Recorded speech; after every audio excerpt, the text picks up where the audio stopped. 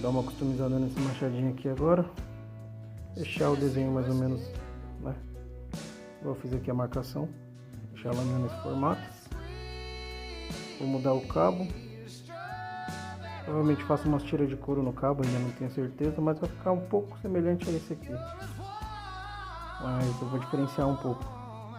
Eu vou fortificar com epóxi. Tudo certinho, para a cabeça do machado não sair com impacto. É isso aí.